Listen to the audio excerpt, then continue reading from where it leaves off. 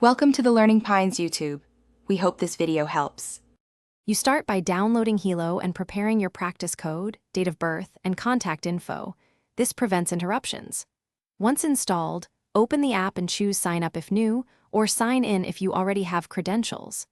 Make sure to enter the practice code exactly. Mistakes cause failed linkages.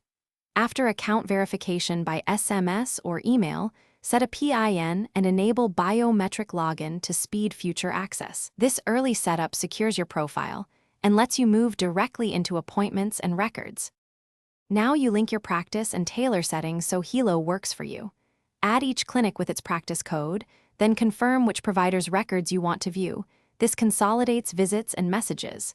Make sure to allow calendar and notification permissions so appointment reminders arrive on time. Next, set your preferred pharmacy and contact preferences. These choices streamline refills and alerts. Finally, review privacy and sharing settings to control who sees what, because correct permissions prevent lost messages and misplaced info. Finish by using core features. Schedule appointments, request refills, and message your provider. These actions save time versus phone calls. Use televisit for virtual visits. Test your camera and microphone ahead to avoid delays. Review lab results and download documents to keep local copies.